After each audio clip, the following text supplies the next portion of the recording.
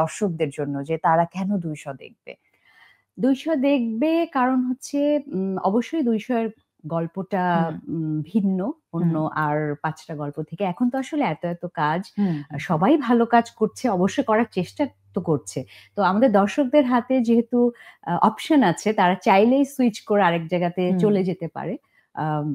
এ কারণে আমার মনে হয় যে গল্পটা ভিন্ন। নুহাস নতুন যারা কাজ করছে তার মধ্যে আমি বলব খুবই প্রমিসিং একজন ডিরেক্টর। অলরেডি সে তার কাজ দিয়ে প্রমাণ করেছে। ওর কাজ মানে ইন্টারন্যাশনালিও তো ওর কাজ প্রশংসিত হচ্ছে। তো সবকিছু মিলিয়ে ও চেষ্টা করে মানে করেছে যে কাজটাকে ভালো করা যায়।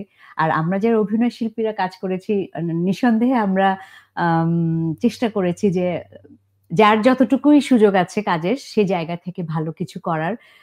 তো আমার মনে হয় যে দর্শক খুব একটা বোর হবে না বা খুব একটা খারাপ লাগবে। আপনি বললেন যে ডিরেক্টর হিসেবে আপনি নুহাস হুমায়ুনকে কিভাবে দেখেছেন বা কি এক্সপেরিয়েন্স হলো। আমরা যদি একটু পেছনের দিকে চলে যাই আপু, ১৯৯৯, ২০২৫ সবকিছুতে চেঞ্জ এসেছে। সব কাজের প্যাটার্নে চেঞ্জ এসেছে। তখনও আপনি ডিরেক্টরদের সাথে কাজ করেছেন এবং এখনো কাজ করছেন।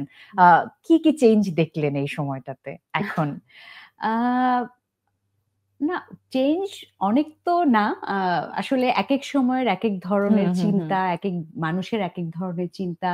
যখন আরো আগে কাজ করতাম তখনকার সোশ্যাল মানে এনভায়রনমেন্ট বা সবকিছু মিলিয়ে যেভাবে চিন্তা বা সেরকম ভাবে কাজ হতো, সেই চিন্তাগুলোই তো আসলে সমাজের বিভিন্ন চিন্তাগুলোই তো কাজের মধ্যে প্রতিফলিত হয়।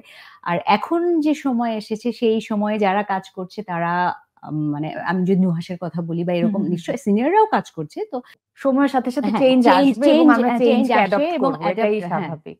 এটা করে এবং এখনকার মতো করে তারা চিন্তা করছে। এখন অনেক বেশি কম্পিটিশন, সারা বিশ্বের সাথে আমাদেরকে কম্পিটিশন করতে হয়। তো সেই জায়গা থেকে তারা তাদের মতো করে ভাবছে। এখন গল্প বলার সুযোগ অনেক বেড়েছে। আমি বলব যে আগে যে সীমাবদ্ধতাগুলো ছিল, যেমন আমি যদি অন্য আমাদের টেলিভিশন কাজের সাথে আমি যদি ওটিটির কাজের কথাই বলি, তাহলে এখানে একই ডিরেক্টর যে দেখা যাচ্ছে যে ওখানেও কাজ করতেন, কিন্তু এখন যখন এখানে কাজ করছেন তাদের কথা বলার মানে গল্প বলার ধরনটা অনেক সময় চেঞ্জ হয়ে যাচ্ছে, কারণ সেই স্বাধীনতাটা থাকছে, বাজেট বেশি থাকছে, সবকিছু মিলিয়ে আসলে অন্য রকম ভাবে হয়তো তারা এখানে প্রেজেন্ট করতে পারছে, যেটা হয়তো বাজেটের জন্য যেটা হয় নাটকে দেখা যায় যে সারাদিন অনেকগুলো সিন করতে হচ্ছে, আর এখানে ধরে ধরে অল্প সংখ্যক সিন হচ্ছে, অনেক ডিটেইল ওয়ার্ক করতে পারছে, স্টোরি টেলিং তারা যেভাবে বলতে পারছে হয়তো অনেকখানি সেটা বলতে পারছে যেটা হয়তো আরেক জায়গায় মানে হয়তো আগে বলতে পারতো না। তো সেই সবকিছু মিলে আমার মনে হয় যে